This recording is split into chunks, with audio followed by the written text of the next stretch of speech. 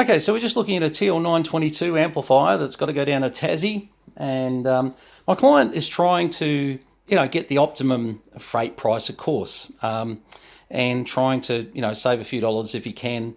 And there are, just so you know, when you go over 500 mil to say 600 mil square, the way boxes cube, it can be a bit of an issue. Now, I've been able to cut this back a bit with a box that I've found that it's not quite as small. He'd like it to be 500 by 500 by 400. Now, we've got the 400 and we've got down to about 570, but I just wanted to do a video on this because, as you can see, I've put the unit back as far as I can. The back of the TL922 is pretty robust. So if it was to take a hit from this side here, look, you've got some pretty solid, heat sinks, etc. The fan could still be damaged, but generally the back sides of them are pretty good. What you want to protect is all this area here, which you've got on the front of these things. It probably won't show very well, but all the very delicate meters, switches.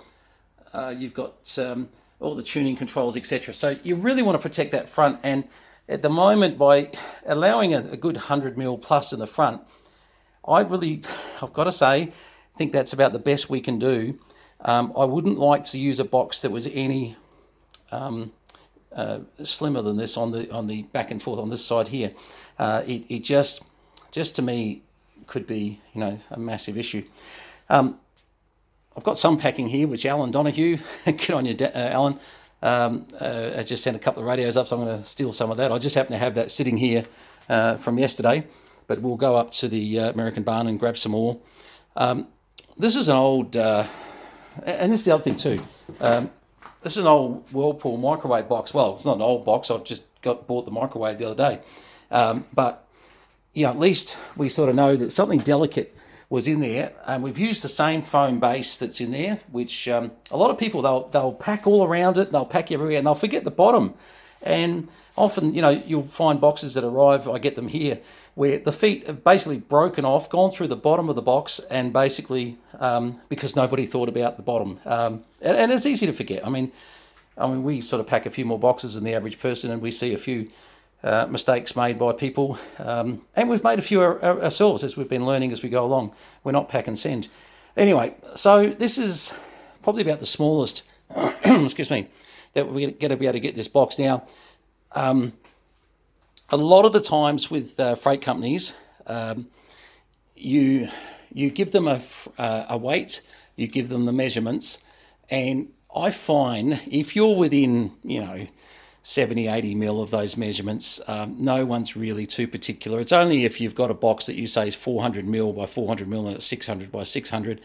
I think you'll get away with this, but I'm really one of those people that I'm just so anal about the fact that we've had 922s damaged before, and done videos where we've gone, hey, look at the packing on this, and then some drop kicks killed it, and one got dropped on its corner, absolutely off the side of a truck, we reckon, and there was probably this sort of distance between it, and it was enough still to crack and damage the side of a 922. So, what can you do? Well, let me tell you what you can do. Insure the heck out of them. Don't buy any valve amplifiers. We've got a Tetrode amp going out over here. It's an ACOM amp, fully insured. And Anthony that's bought that one, he knows 100% that, look, there's a real good chance it's going to get down okay, but he's got some good insurance if in fact it doesn't. All right, well, let's start just sort of packing a bit around this, and we're going to need to really make sure it's very firm in here too. Sometimes a bigger box is good. Sometimes got to be careful that you don't end up not having enough packing for a bigger box. You still want to, when you flap this down, you want that to be tight. You don't want it to be that suddenly you can feel the thing moving around inside the box. So there are some logistics to be determined when you're packing big boxes, because once again, we're not pack and send, we're not experts. Anyone that wants to write on my page, hey, you don't know what you're doing. Yeah, absolutely. We're learning as we go. We just do the best we can. We would prefer you pick up an amplifier from this property, come and test it, do everything every day of the week. So please understand that no one's saying that do what we do because it's the best. Not a chance.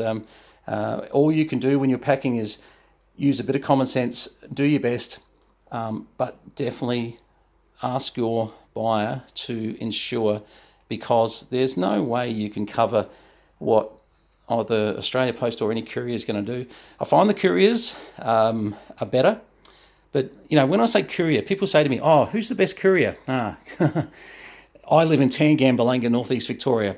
What that means is there's a number of couriers involved in your box generally. There's one that gets it into a depot from Tangam into Wodonga or Albury generally. Then there's another one that, probably gets it to Melbourne or Sydney, or you know what I mean. They can change hands 2 or 3 different couriers, especially the Tassie. I'd presume probably, probably 3 or 4 sets of hands get on this box. So, insurance is probably your best way to cover it. There was one company who did Cope, that's right. Now, that was interesting. Cope turned up here, and it was a Cope driver in a Cope truck who said this never leaves Cope's hands. Now, that was interesting because they do sensitive freight. So, I mean, that's another but look, yeah, they are definitely pricey for what they are. All right, let's put a couple of bits in here and see how we go. Okay, so the first thing we do, we tend to put a big plastic bag around the amplifier itself. So if we've got little fragments of foam and little bits and pieces, they don't end up on the internal. So it's just a protective, it's very minor. If you don't do this, it's probably not the worst, thing on the planet, but it can stop if you do use any of the little bubbles and things that can sort of get stuck in things. So we just put a bag around it just to help cope with that. As I was packing, I thought to myself, that feels a bit heavy for a bit of foam, and that would be a VFO for a TS820 that Alan Donahue sent me. I was going to ask Alan where the VFO knob was. Probably no need to do that now. Anyway, that would be my mistake. One VFO knob found.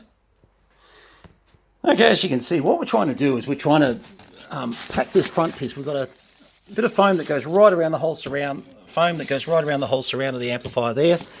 Then we're packing all this foam with like a second layer, a second buffer, and then we have all these bits of foam in here that then buffer across, and we pack this all very tight. Now, as you can see, we're getting rid of a few of Alan's old foam bubbles. But what we'll do now is we'll go back up to the American barn and get a fair bit more packing.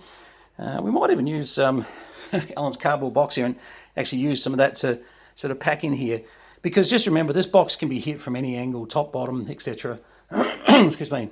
So you really want to sort of try and make sure that the depth of hit is only going to be so much. Even with cutting up all of Alan's boxes, we've ended up using them more on the sides to buffer all these sides up. So once again, don't be scared to use more and more cardboard. There's every chance that it's what you pack in here. Now we're going to do bubble wrap across the top of this, and we're going to stuff bubble wrap in there everywhere, because this is the final bit of defence. Here's my cat. It's my fatso cat. What are you doing, Tyrion? Tyrion. Yeah, good on you. Shy. Hey? Yeah, right. Okay. Anyway, so we'll just get that on top there, but we feel secure right around the exterior of the amp, as you can see. And you better bet that we do these videos for insurance purposes too. Whilst that we show you, sort of what's happening and... What are you doing, Tyrion?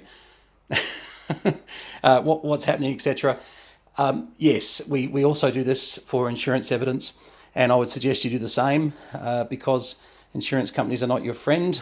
They don't just pay out without some sort of evidence, and they will deny your claim if they get a chance to. All right, so let's see what my cat's going to do. Right through there.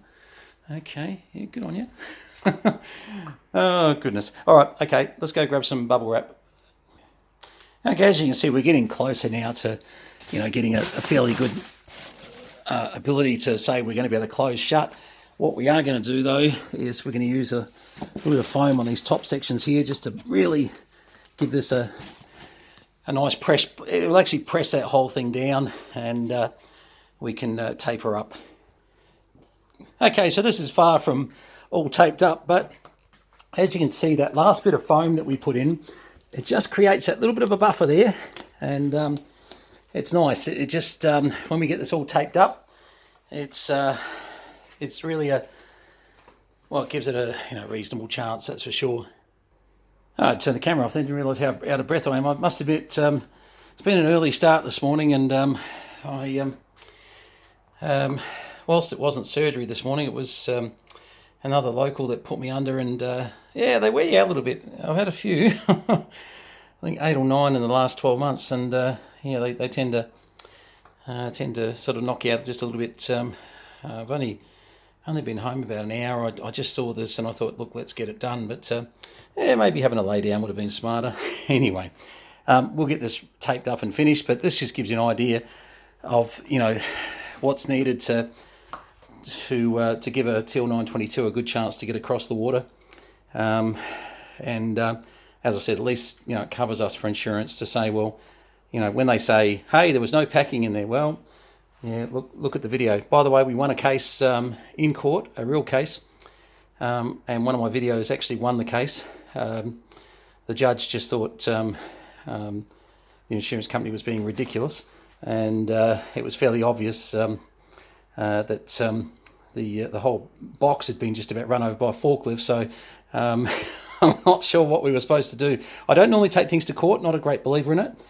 With that one, this company, I mean, look, there was no insurance on the box. The client refused to have insurance, but I said to him, I said, look, let's fight it anyway, and under due care. And the judge found that it was just totally irresponsible in the way that it was handled. So don't make that an excuse not to get insurance. Your pathway is so much better if you get insurance. And, look, seriously, for 60, 70 bucks, big deal. It's not that much. I really say to people, just, invest in what it is you're buying a little bit more by buying insurance. Okay, 73's here. It's VK3CM. Please subscribe, smash that like button, all that stuff that the US guys say to do. They talk about algorithms. We don't talk about Donald Trump too much, so I think we'll be on YouTube for a little while yet. Anyway, all right, 73's all the best.